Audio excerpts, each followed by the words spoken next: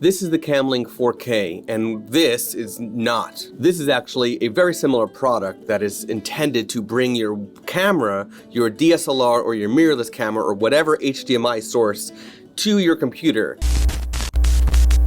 Camlink, $100. This, $20. Let's compare. Okay, so here we go. This is the Camlink 4K. It is actually an input device that inputs from HDMI and outputs it as a USB 3.0 signal into your computer. This makes it so that any Mac or Windows machine can use any camera that outputs HDMI to go into this and go into your computer. This is the same exact thing, but it's from a company that sells this product for way cheaper. And if you notice, there's a slight difference on the computer side. USB 3, USB-C. Now, of course, this USB-C might just be USB 3 speeds, but it's a USB-C port. So I want to see the difference, how well this works. You might also notice that this has a cable attached and this does not. So that way, this thicker piece can be separate from the computer. Well, it's worth noting that the Camlink does come with another cable that you can actually do the same thing. It comes with it. So if you have a lot of things connected, or if you have more than one of these hooked up to your computer or to a hub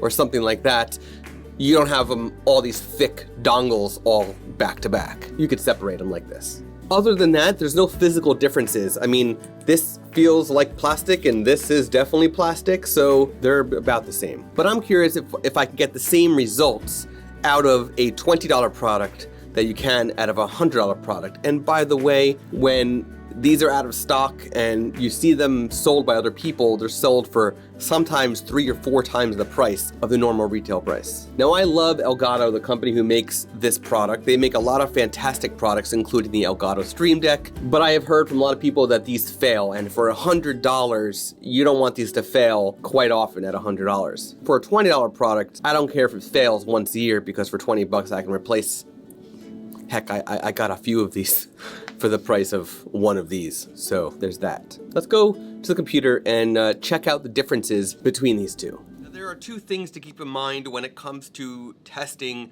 the video quality and just the quality of these devices in general. 1, is the video quality good? And 2, does audio pass through? Because sometimes you might want the audio of whatever the HDMI source is to be sent through as the webcam as well. So right now my Video Mic Pro Plus is actually on top of my Nikon Z6 going through the Camlink 4K, and that is what you're seeing and hearing right now. And now I'm going through that $20 HDMI capture card, and again I am checking the video quality as well as making sure the audio is coming through. I believe it's working, but before we do, I just want to talk for a little bit more, because one final thing that is important is to make sure there is no flashes or dropouts. One of the problems with the USB webcam utilities that a lot of these camera companies have been creating, and a lot of them are still in beta because of this, is that when you plug in with USB, sometimes there's this flicker effect, or sometimes it fails. It's important for an HDMI capture card to not fail on you mid-stream, mid-recording, or whatever you're doing. So that's why I'm talking right now, and I apologize that the audio sucks, but right now the microphone is on top of my camera behind my monitor, so it's far away, and you're probably also hearing some hard drive noises and whatnot. But I want to make sure that this keeps streaming, that there's no flicker, that there's no degrading of quality along the way.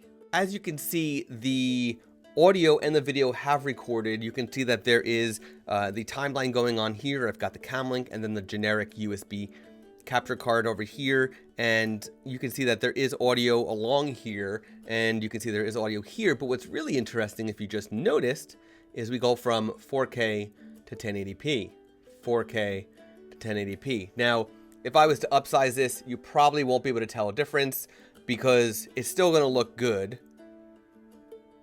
It looks about the same. You can't really tell that much of a difference.